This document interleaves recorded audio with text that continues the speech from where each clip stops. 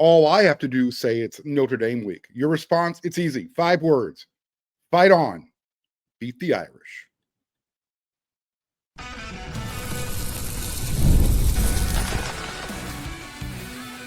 You are Locked On USC, your daily podcast on the USC Trojans, part of the Locked On Podcast Network, your team every day. Fight on, everyone. I'm your host, Mark Culkin, and thank you for making Locked On USC part of the Locked On Network your first listen every single day. Whether you're watching this show on YouTube, you already know you can pick the platform. You can download this podcast. This show is always going to be free, and this show is always going to appreciate your support. So very few things in life hold as much significance as USC versus Notre Dame. Very few things, especially when both programs are playing well and nationally ranked like they are this year. And that's the case right now. This particular matchup might be the last for the foreseeable future, unless the powers that be at both schools can kind of get it figured out. When I want to talk about USC versus Notre Dame, I always ask the experts. Their opinion matters the most. And the opinion that matters the most on USC versus Notre Dame is Mr. Pete Arbogast. He's one of the most requested guests on the show. Pete, thank you. It's that time of year. Are you feeling it? Oh, yeah, for a couple of weeks, to be honest. Yeah, it doesn't creep up on you, this one. And it's kind of in your blood all the time. But as you get closer and closer, it's the cacophony within me is bad. Yeah, I know that feeling. Those emotions, they start rumbling, and you start going from one end to the other, and it just, you can't get a hold of them. You just have to kind of roll with it. So we know, look, USC versus Notre Dame, there's so much history, so much tradition. Both schools have 11 national championships. USC has 8 Heismans. Notre Dame has 7. There's all those different draft picks, all the Hall of Famers. I mean, there's just way too many to list. So, Pete, remind everybody, this is why you're here. Okay, you've got such a vast wealth of knowledge. You've been following this program, the USC program, this rivalry forever.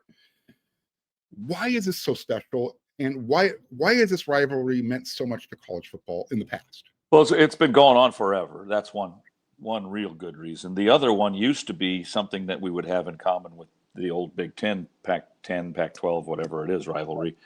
We didn't like those Midwestern teams, and it's a different style of football, or at least it was. It was grinded out against the finesse game. That's not the case anymore. Everybody throws now. The Right. college game across the board pretty much is similar from camp to camp. It's still that the blue or the green against the red. It just doesn't make they don't match at all. They don't like us. We don't like them. They pretend to like us when we go there. Welcome to Notre Dame. Right. Which is, we know exactly what they're saying, and we kind of say the same thing back. Sure. It is a great rivalry, and it's different than the UCLA, of course, because we don't, the UCLA rivalry, you live with the people in town, and it's with you every day, all the time. But it's way different. It's different, and it is a conference game basically. We play them every year, home and away. It's been forever. Missed a couple times because of the COVID stuff and World War II. Little things. Yeah. Yeah. But otherwise, you're playing them all the time. This is 96 times now, 96 meeting. And there's just nothing like it. I want to beat these guys so bad. So bad. We're going to talk about that. Trust me, we are going to talk about that. Let me ask you this question. Does this rivalry still hold the same significance as it did just 20 years ago? Because this is the 20-year anniversary of the Bush assistance with Matt Leinart over the end zone goal line, which isn't illegal and never was. You can push from behind. You can't pull from in front. Right. And 2 weeks later, Notre Dame won a game by pushing a guy in. So, and they tend to, don't bother talking about that. Bush was almost inconsequential. He was falling backwards into the end zone anyway. There's one thing that comes to mind now, that in these days with travel being what it is and big name teams playing big name teams on occasion, but you get a lot of cross-sectional rivalry games that go on and have gone on for a while now. But this is the granddaddy. This is the one that's been going on for a long, long time. Like we said, 96 years. 1926. It's the 96 meeting. It's almost 100 years. Right. And yeah, it holds up. It holds up better for Notre Dame right now. They've been spanking us pretty good over the last goodly period of time, and that comes and goes. But the overall record is not good for USC. For us to want to quit this rivalry actually almost makes sense because we get beat more often than not. I know I don't want to. No. Don't get me wrong. But if you're talking about needing a one last loss to play in the playoffs, then I can understand it from that point of view. You play Nevada instead of playing Notre Dame. But if you want to be a great football team, you back down from no one. Agreed. We're going into this as a pretty heavy underdog this week. But it's it's there. We haven't won forever. It's going to rain. There's nothing good about this coming up on Saturday, at least right now. Let me ask the question this way then before I go to the next one. Why do you think nationally, and I don't know, maybe it's just a generational thing, and maybe I'm just looking at it through cynical eyes. Why do you think this rivalry doesn't, at least sometimes I don't get the feeling that it carries the same significance across the country? Because it didn't matter if you were a USC fan or a Notre Dame fan. Every year, the country tuned in to watch this game. I think they still do. You do? Okay. Maybe it's just as huge, just like last week against Michigan. USC plays Michigan. Everybody's watching that. Blue Bloods. Alabama plays Georgia. Everybody's watching it. It's just two big teams. And this is SC and Notre Dame. And now they're both ranked in the top 20. And every eye that loves college football is on this game from east to west. Everybody's watching this game. Okay. I'm glad. Thank you. That makes me feel a little bit better because I really get the feeling sometimes that people, including in the Trojan fan base, say, this game doesn't matter anymore. Oh, boy. Every time I hear that, I never hear anybody say that. I never hear anybody say that. Okay, well, I'm going to need you to hang out in my circle a little bit more. I guess. You mentioned it just a couple minutes ago. You want to beat these guys badly. Yeah. So let me ask you this question that we'll close this segment out on with this question. Which Notre Dame coach, as a fan, did you want to see USC beat the most? Lou Holtz, Granny Holtz, anytime, any year. Okay. He's such a phony weirdo. Navy is really good, and they're going to give us a heck of a game. Shut up. Just, God. I could not stand that guy. Of all of them. Arrow was fun to beat because it was a great rivalry. Right. Great to beat that guy. What about Dan Devine? It's mamby-pamby. I always thought he's second afterthought in my head. What about Charlie Weiss with that? Charlie Weiss was just a comic. He was a comical character. I hear you on the whole Lou Holtz thing. That whole. Here's what I'll say about Lou Holtz. I know he respected the rivalry. He made sure his players understood what the rivalry was all about. They had to take a quiz before they were even allowed to, I guess, get on the airplane. They had to, answer certain questions. So in that regard, I kind of tip my hat a little bit. But I feel you. I mean, Lou Holtz was there during a big chunk of that winless streak. That didn't help any. No. That we were losing to that guy too. That's kind of like looking at how are we getting beat by this guy? How is that possible? I don't know. He's the Big Ten. He's the Notre Dame version of Paul Feinbaum. He's a guy you just love to hate because he's just so full of himself and his program, and nothing else stinks. I mean, everything stinks for him except Notre Dame. Everything. Paul Feinbaum. I mean, the SEC could do no wrong for that guy. He's going to run for Senate. Kill me now. Yeah, he's I guess we could call him one of the characters of the game. How's that? Oh, gosh. I feel you. I agree. The guy says things. Sometimes I wonder if he truly believes what he says. He's just stirring the pot. Exactly. Because nobody can carry that much animosity against USC, Lincoln Riley, especially when you don't play them. I mean, it's like, where is this all coming from? Why is that bile bubbling up in your throat like that? He's the greatest conference in the world. It always will be. It always has been. And anybody else that says differently doesn't know what they're talking about. Yeah, well, we can have that discussion. I would love to have a one-on-one with Paul Feinbaum and no holds barred. In other words, Say what you want. Don't worry about the SEC and ratings. Just say what you want to say. SEC's great. They're a good conference, no question. SEC's great. Big Ten's great.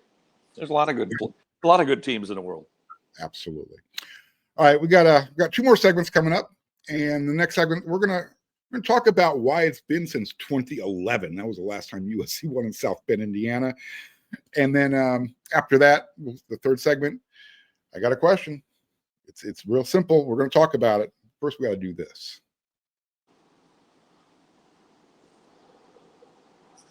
Mazda crafts cars for those who do more than simply move. Mazda delivers confidence with every ride, and that's because Mazda has more IIHS Top Safety Plus picks awards than anyone else, and that was as of August 2025, so it's pretty current.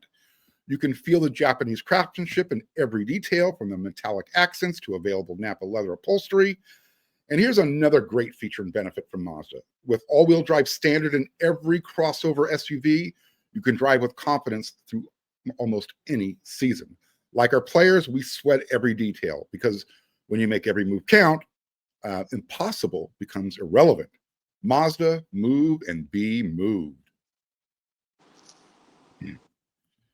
Okay, so Peloton is shaping the future of fitness with the brand new Peloton Cross Training Tread Plus, powered by Peloton IQ. It's their most advanced equipment yet, designed to give you real-time guidance and endless ways to move. It doesn't matter whether you're running, whether you're lifting, maybe you're just cross-training with your favorite instructors. This is training reimagined, because Peloton is built for breakthroughs with tools that are going to help you plan, stay motivated. It's going to help you reach your peak performance. The swivel screen is a game changer. You can literally go from running on the Tread Plus to strength training, and you're not going to miss a beat. And the personalized class recommendations keep you engaged. Depending on how you're feeling, you get workouts tailored to your vibe and your energy level each and every single week. So let yourself run. Go ahead and lift, flex, push forward. Explore the new Peloton Cross Training Tread Plus today at onepeloton.com.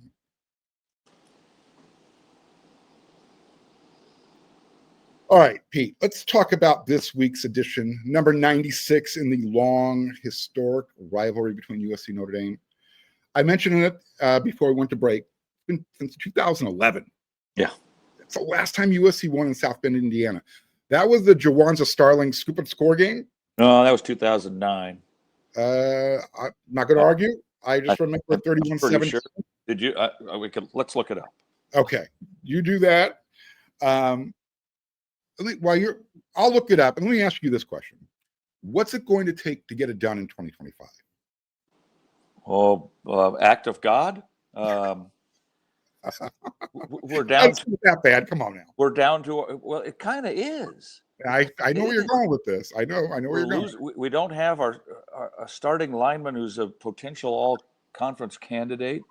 Are you referring to Elijah Page or Killian O'Connor? Elijah Page. Okay. Oh yeah, O'Connor was good, but John Ray Reed's been very good. I think at center. Yep. Jordan's out for 4 to 6. Sanders is out forever this year. We're down to walk-on running backs. I've even put the names of the 3rd and 4th string guys on it just in case, because you just don't know. Right. We're on the road at Notre Dame. We never win there. Right. It's going to be raining. It's going to be nighttime. It's going to be cold. Nothing adds up. We're a 7 or 8 point dog. Nothing adds up to me. They've got great running backs. They've got a freshman quarterback, but he's home. They're way better at home, like everybody is, and we're not that good on the road, as we proved again. Lately.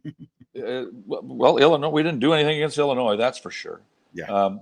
Their defense is they're big, they're strong. All the things that Notre Dame usually is, they still are, and we seem to be on the uptick here. We're on the way back to being nationally relevant, but I've had the Kool-Aid a lot in the last 15 years, going in there and saying, okay, this is it. This is our year.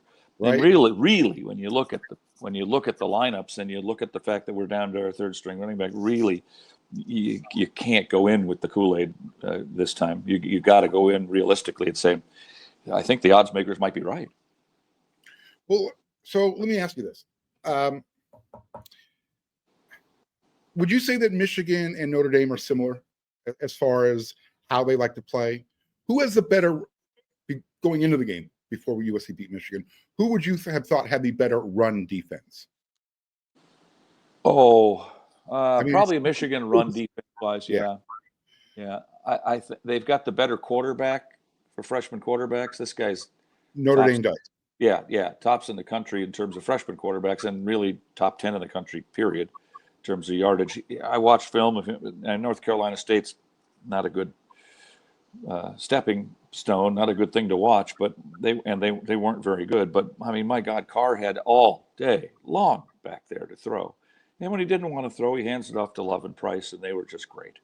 And they throw to their tight end 1,000 times a game. Of course, it's very, very Notre Dame looking to me. And the tight end against USC, I don't care what team you are, it's always been an Achilles heel for USC. I don't know why. A little bit, and our tight ends have become an Achilles heel this year for the opponents. Thankfully, we've become a tight end team, and may even do more so with the kid from Mater Dei coming in next year. Now I know the game is it's at Notre Dame, and I actually talked to you about this the other day offline. I wasn't old enough to really I wasn't old enough to watch the game or appreciate it, but that 1972 game.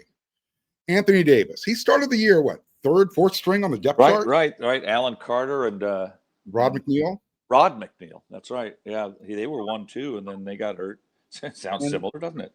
And an Irish killer was born. I get it. That game was in L.A. Yeah. But that young man, Anthony Davis, scored 6 touchdowns in that game. I don't anticipate King Miller doing that in South Bend. No. But he started, I think 4th on the depth chart this year. Walk on. He doesn't look like a walk on. Can he and Brian Jackson get the job done in Indiana against that Irish run defense? If you're sensible, you say no, right? You say that's probably not going to happen. But funny things happen in rivalry games, and guys who aren't expected to do much sometimes do stuff. And King Miller has been good every time he goes in this year. Good teams, bad teams, doesn't make any difference. He's been good. And Brian Jackson, turf toe or not, looked plenty healthy the other day against Michigan. Now, the game was kind of over when he went in. Sure. So, maybe there's a little bit to that. I like them both very much. Are they Jeremiah Love? Are they Jadarian Price? No, probably not. Not yet, anyway. They may be great players in the future, and they're playing well right now. Let's just hope it keeps up. Well, I do. I like this combination. I think King Miller, Brian Jackson, excuse me. If USC has a balanced attack, like Lincoln Riley has shown this year, his play calling this year compared to last year has been A+. I mean, it has been awesome to watch. And you got tight ends, and you got Lemon Lane. The tight ends are again. I mean, everybody's doing good on the offensive side. This is the top offensive team in the country, numbers wise. Which leads me to my question: where is Notre Dame susceptible on defense? Where can USC attack? This is the best team we're going to play this year, probably. It's the best team we're going to see all year. They lost even better than Oregon. Maybe. I mean, Oregon beat Penn State in overtime, and Penn State lost to Northwestern and UCLA. So who knows? Let's just say that Notre Dame would be the number 2 team in the country if they didn't spit it out at Miami. They lost by 3. Miami's number 2. Right. And they lost at home on the last second play to Texas A&M. Texas A&M's number 4. They lost by 1. True. So, I mean, obviously, they've got 2 losses, but they're right there. But Notre Dame, wouldn't you say Notre Dame was a better team last year than they are this year? With last year's Notre Dame, only because of the quarterback, only because of Riley Leonard. Yeah, he was exceptional last year, and that's the guy. Everything else, all things being equal, that's what led them to the playoffs and led them to the semifinals. He really played well, but Carr has come out of the gate and he's doing just fine. Thank you. I just remember USC was driving to tie that game last year, and then the first pick 6 popped up, and that's a positive. There's a positive. Xavier Watts is no longer around to hurt us. Thank God for that. Yeah. We were driving to try to tie the game up with 3 minutes left. We could have killed some more time, possibly. I know. That's how that goes. And who knows what happens then, because you're at home and doing all that. Again, I'm going to say we're playing on the road, and we have not shown that we've been a very good road team over the last couple of years. Now, We've got a little Mo now that we've beat Michigan, and we've also got the memory of playing poorly at Illinois against a not bad Illinois team. Right. And so maybe that momentum picks us up a little bit. I'm always hopeful, Mark. Always hopeful. Let me ask you this. Can they stop Makai Lemon? Because nobody has shown that they can stop Nobody him. can. No, and that means they're going to throw Leonard Moore on him, their great cornerback, and he'll get some help, and that opens things up for Jacoby Lane, and we hope, and Tanook Hines and the tight ends, and it opens stuff up, because if you got a guy like Makai Lemon running around out there, you better pay attention to him. You can't single cover. There's no way you can single cover. You can't. You're just saying, strike up the band, because if Makai Lemon's one-on-one, 9 times out of 10, he's going to come away winning that battle. That catch the other day against Michigan, that was ridiculous. I mean, the ball has to go somewhere, and it might as well land in your hands while 3 guys are around you. Whatever. And but falling backwards at the same time. Yeah, just an impossible catch, and he makes the impossible catches look pretty good. I know people like to use the name Amon-Ra St. Brown. Who does Makai Lemon remind you of? Nobody. Yeah, he's on his own. Years from now, we'll be talking about Makai Lemon and wondering, does this guy remind you of Makai Lemon? Right. Nobody. Randy Simmerin, a guy that is really speedy, but could create some separation and had great hands. Somebody like that, maybe. But I think he's very, very good. You enjoy him because we got him for 6+ games. That's right. It. What about Robert Woods? A similar guy. Yeah. Not huge in stature, but some great hands, the ability to get open. That's the difference between a regular wide receiver and a guy that's going to go on and be a great player in the next level. So we know USC has the skill players. I think the combination of Brian Jackson and King Miller, obviously they both have to be healthy for the game. Yeah. You add in Lake McCree and Walker Lyons at tight end. We know you've got a dynamic duo in Makai Lemon, Jacoby Lane. There's one name I haven't mentioned yet. Is Jaden Mayaba ready to take that next step? Well, I'm sure he's got some bad feelings about what happened last year. So do I. He's a much different quarterback than he was last year, coming in the middle of the season. This is his club. Is he here for this year and next year? We don't know yet. But he's got the best numbers around in terms of passing yards, and he seems to make the right decisions. The only decision that he doesn't make often enough for my taste is taking off and running. I wish he would do that more.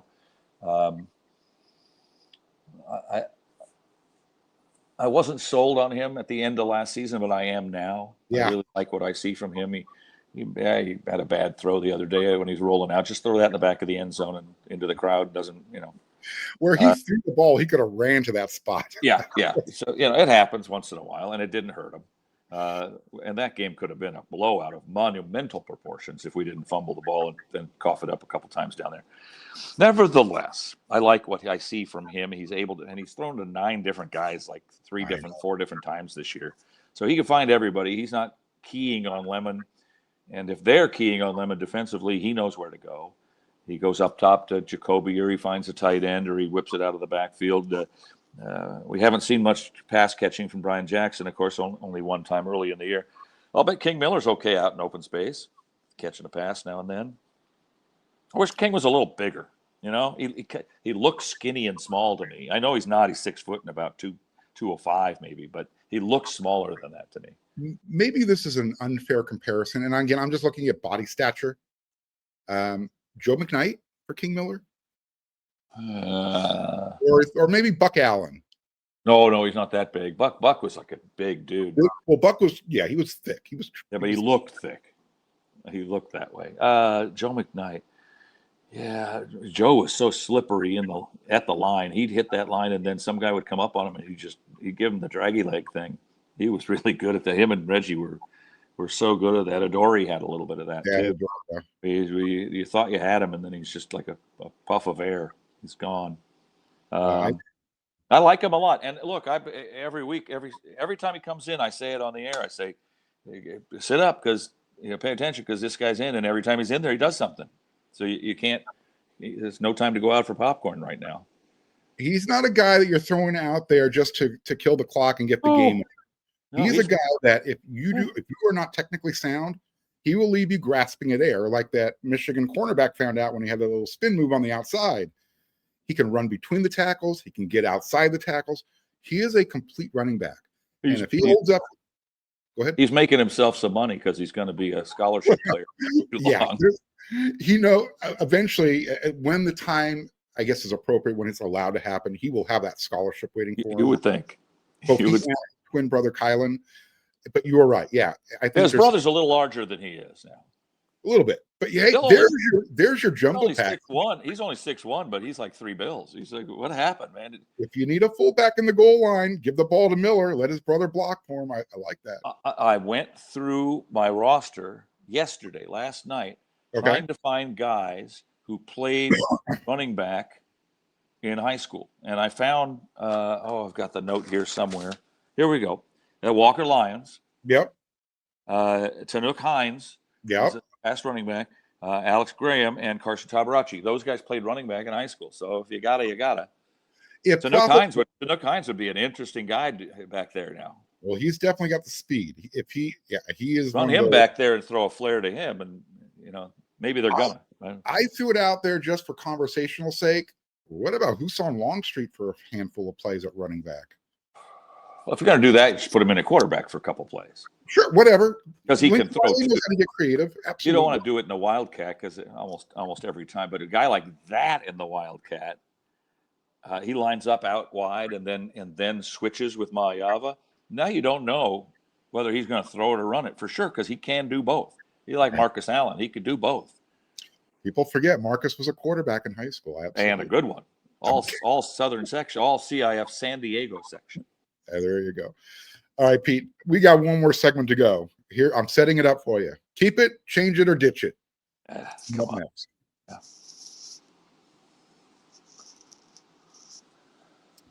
The holidays are going to be here before you know it, which is exciting, but getting your home ready for guests and celebrations can feel like a lot. Maybe your serveware needs a refresh, or that guest room maybe needs some new bedding. Wayfair has everything you need to get your home holiday ready, from Christmas trees and wreaths to bedding, cookware, and outdoor inflatables. It's your one-stop shop for every room in the house. Wayfair makes it easy to personalize your home for the holidays with a huge selection for every style and every budget. And with free and easy delivery, even on the big stuff, you can get everything you need without the hassle of huge delivery fees. Now, instead of stressing out and getting the house ready, you can actually enjoy the holidays with friends and family. Get organized, get refreshed, and ready for the holidays for way less. Head to wayfair.com right now and shop all things home. That's WAYFAIR.com. Wayfair, every style, every home. When the opening whistle blows on a new repair, get your crew moving forward with SupplyHouse. Or order today, and you will literally see parts on your doorstep tomorrow. With over 280,000 plumbing, HVAC, and electrical items from the most trusted brands in the business to choose from, SupplyHouse is your choice. Their real-time inventory and honest lead times keep you from punting your projects, while their industry-leading customer service always has your blind side covered. Need parts fast for a project? SupplyHouse has next-day delivery. I mean, that's a game changer. Plus, their Trademaster perks like priority shipping and dedicated support make the whole process a whole lot smoother. Join the free Trademaster program today and score serious perks like priority shipping, lower prices, and a dedicated support line. Visit supplyhouse.com to sign up for free and use promo code SHCollege5 for 5% off your first order. That's supplyhouse.com. Real people, real service. All right, Pete, I set you up. Keep it, ditch it, change it. I'm talking about the Notre Dame rivalry. Right now, if we were to keep it status quo, USC travels out to Notre Dame odd number years in October, even number years, last game of the season at the Coliseum. Do we keep it that way? Do you want to change it to where it's the first game of the season, which I'm not opposed to, and I know your answer, you don't want to ditch it. So if you had to choose between keeping it the way it is or changing it just to keep the rivalry going, what do you prefer? Well, if we're going to change it, let's play out there on the opening day and here on the last day. I'm okay with that.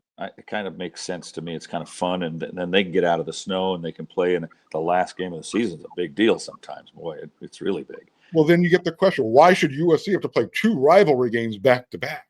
That's kind of fun to hang out with, Pete. We don't win those 2 rivalry games back to back very often. Every once in a while, it's hard. That's hard. So maybe you play it. You try to figure out a way to play UCLA, get a week off, and then play Notre Dame. Beginning of the season's fine. Whatever. Play it. No matter what, play it. At least play it. Opening game of the season, boy, there'd be a lot of interest in that. And you'd have the interest of all the guys on the team during summer practices on both squads. But playing in LA in the first game of the year in August, it's not hot. Yeah, you got to play that at night. You cannot play that during the day. And it's still warm at night in August. Yeah, but that's okay to be at nighttime. You don't mentally it doesn't explode on you. You don't want to sit out there when it's 103 degrees. It's bad. Look, I get it. The game has changed a little bit. You got the transfer portal. You got NIL involved. But it wasn't that long ago when USC opened the season at Auburn. Agreed. And we're going to kill the transfer portal. Why this out of conference schedule thing is all of a sudden you got to dumb it down. I don't get it. I really don't. Yeah, and because you've got to win games to go to the playoffs. But you're going to an expanded playoff format. You're going from 12 teams to 16 teams. Agreed. And we're also going to an employee-employer relationship before too long. And so a transfer portal won't be a thing anymore after that. Because if I sign you to a 3-year contract out of high school, then you're stuck with me for 3 years and I'm stuck with you for 3 years. And at the end of the 3rd year, like in any business, we can decide what to do after that. We want to continue, you want to leave, whatever, but not until your contract's up. Well, I've made my opinion very well known on this. I will be highly angry if USC cannot, and USC and Notre Dame, if they cannot get this figured out. Me too. There's no way that this game shouldn't be played. It's akin to canceling the SC-UCLA game. I know that's a conference game, and it's a little bit different, but it's the same feel to it. All right, Mark, before we go, okay. I've got a list of SC Notre Dame games, and I read this. Here it is. I read this on the air during my broadcasts. Go for it. Play Notre Dame, and it's just single sentences, things I want to say about various SC Notre Dame teams in the past. If you want to chime in on any of these, it's great. 1927 was the first time that the Trojans played in the Midwest. They went to Soldier Field, and I would like to see us play in Soldier Field in 2027 in the 100th year anniversary of the first game back then. Yes, and Caleb Williams can lead the team out the tunnel. We had 120,000 people at that game. That won't be like the Coliseum. The Soldier Field's been shrunk a little bit. 31, Johnny Baker kicks the field goal. They have a parade for 400,000 people downtown. I remember that. Fertig de Sherman, though, and you're not old enough to remember, it was the first SC Notre Dame game I ever saw in person. It was Fertig de Sherman, and I'll never forget it. OJ, what's that? And he was in bounds, right? That was in the middle of the field. That one. Okay. OJ wins in South Bend at 67, snapping a 28-year losing streak. Tom Kelly could finally walk around with his head held high in South Bend. That was the year I was born, by the way. So in 70, it rained. My former statistician, Mark Hoppy, and I sat in the top row of the Coliseum. And they told us it was going to rain, so we brought trash bags, Glad trash bags, and we were going to stick it over our head, and we'd have it's a rain suit. Putting the saran wrap on you when they get wet. Same thing. And at halftime, it was dry and nice, and we could see Catalina Island off in the distance. So we took the trash bags off and we threw them over the side of the Coliseum. And 10 minutes later, it was raining like you're standing in your shower. We'd never been through anything like that. And then we went down on the field and played a little football on the field afterwards in the mud. And then we walked to the bus because we had taken the bus up Vermont to Los Feliz, down the game. And the bus driver looked at us and said, no. And we said, mister, you got to take us. We have no way to get home. We live all the way up near the observatory. So he let us in. And we got to my house, and my mom was waiting with a the hose from the front lawn and just sprayed us down. That's awesome. Made us change. 78, Paul McDonald hit Kevin Sweeney over the middle. Paul had an ankle that was double spatted, and he couldn't drop back more than 3 steps because it was just killing him. And he finally went to the huddle in that last drive, and he told everybody, I'm dropping back 5 to 7 no matter what, I'm going. So just protect me. And he gritted his teeth, and he found Sweeney over the middle. Frank Jordan kicks the field goal. We beat Joe Montana. I remember that. You mentioned the Davis game. 74 was one of the greatest sporting events I've ever seen in person. Just an unbelievable game. 88, I was the first sideline announcer in USC radio broadcast history for the SC Notre Dame game, the 1-2 game. It's the first time KNX used a sideline announcer. Somebody tackle Tony Rice. He's a pretty good player, and Ismail was pretty decent too. Yeah. 89, we got jobbed in South Bend. In 96, as you mentioned, the streak buster. In 2002, 3, and 4, we scored 31 points. We beat them. Actually, we beat them by 31 each time. 2009, I have written here the Starling streak in 2009. So we're going to have to look at that. And in 2010 here in LA, Ronald Johnson would have been an all-time hero, and he couldn't hang on to the ball, and in the rain, ended up winning. In the next rain, year. Perfectly thrown ball. Well, it was now come on. It was just a little tiny bit. Literally waiting for the ball to get to him. It was raining and a little behind him. A little bit, not much, like 6 inches behind him. And finally, 2026, which is next year, which is the 100th anniversary of the SC Notre Dame rivalry. I would love to see, and I hope they do this, and they need to start now, is to bring in every living hero of an SC Notre Dame game that's still alive, and bring them and introduce them to the Coliseum, the greats of Notre Dame and the greats of USC in this rivalry series, home and away, doesn't matter. It's the 100th anniversary. Let's trot them out there and give them their due. I'm going to assume you've already passed that suggestion along. Oh, sure, but does anybody listen to me? No. Well, I'm going to reinforce it. I'm going to make sure they remember Pete's suggestion, because I love that idea. I mean, I love it.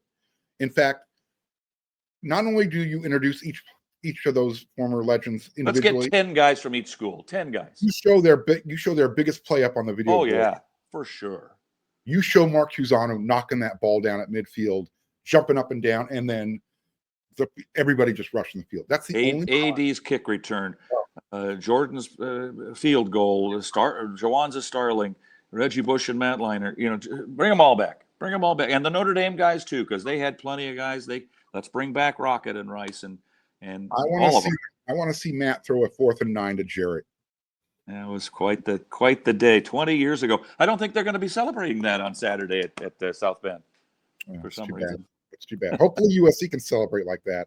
Oh, nothing better. Out to God's ears. I told him on the post-game show I would cut off this pinky if SC could beat Notre Dame this week. Oh, you're going Ronnie Lott. Let's go. I'm in. You heard it here first, folks. You heard it here first. Pete is chopping off the tip of his pinky when USC wins. All right, Pete, I can only say the words thank you, but I cannot express to you enough how much this means, not just to me, but to the Locked On USC listeners. This is not hyperbole. I get messages every day. Mark, when are you going to get Pete on? Mark, when's Pete coming back? There you go, folks. There you go. Well, thanks. I love the show. You do a great job on it. You and I have become great friends. Thank you very much. Despite our occasional differences in other fields, we get along famously because we just don't talk about those things. Right. And you're spotting for us in Nebraska again. I'll be there. Awesome. Can't wait. It's so much. It's fun to have a friend sitting next to you. Bert Awada is generally there. He's been with me for 25 years. But sometimes he misses some road games, and it's great to have a friend and not a kid from the sports information office at the other school having to sit there and hold their tongue all day. And I'll do my very best to control my emotions, because I keep forgetting there's a little camera up there always watching everything you're doing. So you can cheer, but you got to cheer silently. And that was the thing. Everything was a silent. Last play of the game. Last play of the game, the big play, you can actually make some noise. It's okay. It's kind of a thing over the years on the Trojan Radio Network. You can hear Tom Kelly's spotter and statistician and guys making noise after. Yeah, Well, for me, it's a release, because when you're sitting in the press box, you got to be professional. You can't cheer. You can't show any emotion. In there, I'm not really in the press box anymore. I get to put the fan hat on and enjoy it a little bit more. So, and again, thank you for that, Pete. I love that opportunity. And it's because of Pete, everyone, that I'm doing this show. I told the story before, but it was on Pete's recommendation. So thank you so much. You bet. Keep up the good work. And everybody out there, up the Irish, fight on. Let's go. Beat the Irish. All right. I will be back with another episode of Locked On USC tomorrow. That's what we do 5 times a week. Plus, don't forget instant reaction show after the game. I don't know what time that's going to happen. It's a lot of fun when USC wins. The show can be even more fun sometimes when they don't. I know a lot of people like to tune in to see how I'm going to react. So until then, everyone, you know what to do.